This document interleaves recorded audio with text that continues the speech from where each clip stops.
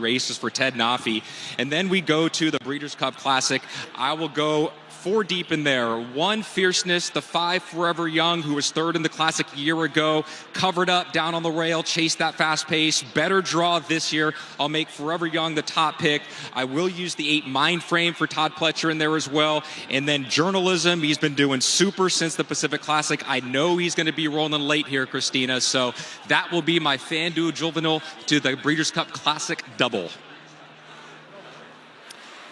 Joaquin, thank you. Taking Ted Noffey in here, and we've seen him leave the pony now for a little bit of a more aggressive warm-up. Joe, what is John Velazquez trying to do here as he's taking him away from the pony? I think just trying to wake him up a little bit, Christine, especially you could see his demeanor. He walks around kind of like just an old-school horse, very, very laid back. So in a race like this where the break is so important going into the first turn, I just think he wants a nice, good warm-up, have him ready to roll. And I'm pretty sure he did the same thing at Keeneland last time. Todd does that with 99.9% of his horses. They all break away from the pony in the post-break, so it's not out of the norm. But I love his attitude once he broke away from the pony. I mean, he was standing there like a pony. Johnny turned him loose, and he picked up the bridle and said, "Oh, I understand." And he galloped off with such good energy right there. Great to see it as our favorite approaches the starting gate. Same to be said for all the other runners in here. Good luck at Intrepido, 5-1 in the wagering right now. He's your top pick, Simon. Just got to take a shot here and try and beat some short prices in a double. So I'll just go ahead and bullet him, key him in race number 9. Race number 10, that's where it gets very tough in the Breeders' Cup Juvenile Turf. I used the 3 Outfielder. The 9 Argos is my top selection for Riley Mott. He ran up a Woodbine. He ran on the inner turf course there. So that was actually 2 turns up there, not 1. And then the 13 Hey Nay Nay, and I threw Gestalt in there with that awful post, but he's got the class if good enough. The biggest thing for Gestalt on the outside is to get cover. He's a horse that, talking to Rishi in that, he needs to sit in behind horses. Sometimes that's a tough thing to do drawn out there. If you get hung wide, you're looking at daylight the whole way down the backside. Going to be difficult to negotiate a trip from that outside post for him, but certainly classy runner in our next race, the Juvenile Turf. 6 minutes until the FanDuel Breeders' Cup Juvenile. Caton has more.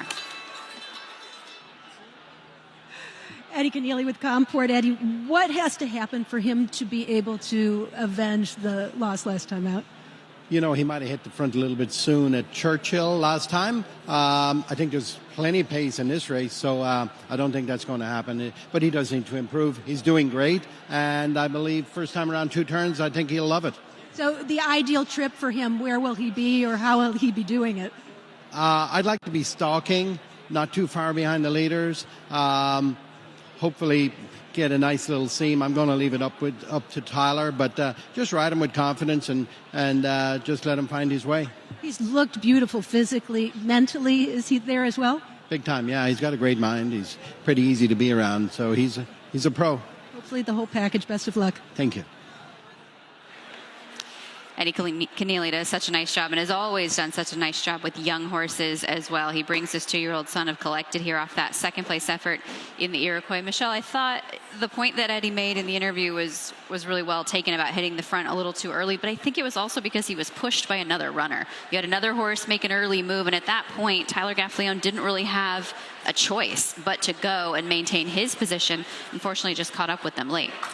Yeah, and today I don't know what he's going to do because I do feel like Litmus Test I think is faster, right? So I think Litmus Test is going to go out, but this horse actually might prefer just to sit right off and then be able to see that. However, if those outside horses, Ted Noffey and Brandt, make those runs right past him, he might just get caught up with them and have to see if he's good enough to close with them. Joe, you've ridden both of these tracks. Comport has been at Churchill for 3 of his efforts. We're here at Del Mar. How different is the main track at Churchill from the main track here at Del Mar, just in terms of what this horse needs to adjust to today? Well, not only is the surface distance, but Churchill Downs is one of the longest stretches in America compared to Del Mar, which is right around 3/16 or of a mile or less. But I feel like his style is well suited if he can work out a good trip. The problem is I do think the other speed is to his outside. So sometimes if you don't want to go to the lead and want to stalk, sometimes you end up a little bit further back because especially he might get dirt in his face that he's really never gotten for the first time. most of his races, he's right off the lead, kind of to the outside. So Tyler's definitely going to have to work out a trip from that inside post. And it's so often the case, Christina, we're talking about one of the smallest field size all weekend. Right. And all we're talking about is trip. And that so often is the case that when you get these smaller fields, especially on the dirt and the main track here, it becomes a tactical jockey's race. And is there a circumstance where, look, we have two kind of clear choices, right? 9-5 on Brandt, 3-5 Ted Noffey. Flavien Prat and Johnny Velazquez are so worried about each other that they're not worried about the others that are all prices. And can anyone create a little luck for themselves in that manner? Well, I think the key to this race, and we often say, is this, and I mean this not sarcastic, is the 6 litmus test. Yeah. Because he's trained by Bob Baffert, who has the second choice. You know those two are not going to get in each other's way, right, Joe? Because it would just be an absolute crazy mission for litmus test to go head-to-head. Do they send the 6 and then the 2 favorites just sit off? I mean, I think what the 6 does is the key to this race in the early stages. I totally agree. And he's quick enough to make the lead. And the thing with Brandt, although he's very quick, he can't go 21-4 like he did in his last race. He's not going to be able to go 2 turns, or if not, that's going to be way too quick. So that is going to be sort of a cat and mouse out the starting gate, the first few strides. Really, that's litmus test's best opportunity to win, because we've already seen him head-to-head with Brandt, and it doesn't work out. In the mornings, they have been workout partners. Brandt is always the best of litmus tests. So the only chance, to me, litmus test has is by going to the front and hoping Brandt can't catch him, even though that hasn't been the case previously. Watching his works, his most recent one was actually probably his best. They took him away from Brandt and put him with Bottle of Rouge, and he looked tremendous in that work. He was under an absolute stranglehold, still put up a minute flat, so a really solid time.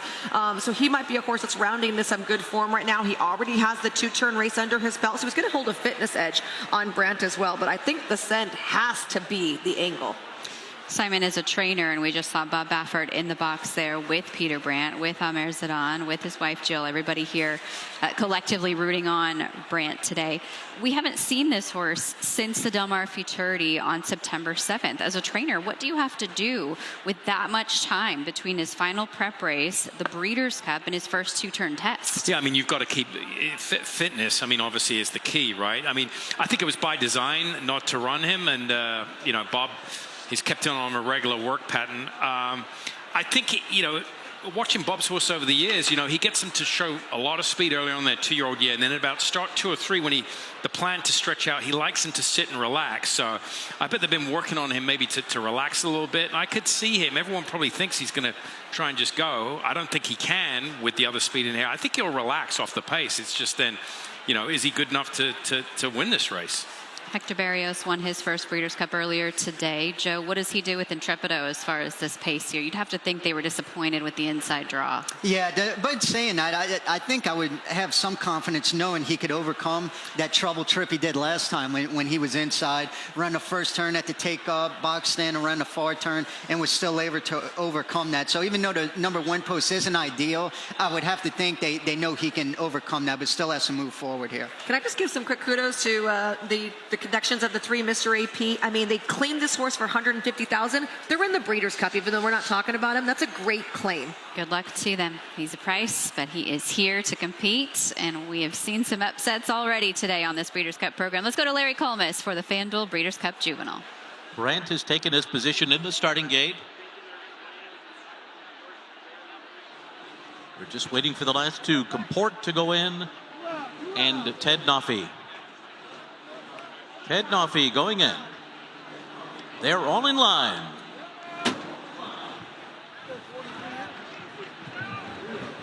They're off in the Breeders' Cup Juvenile. And they go right out to the front together. Brandt and Ted Noffey away 1-2. Mr. AP came out running in 3rd. Then Comport, Litmus Test on the outside, and Trepido is the trailer.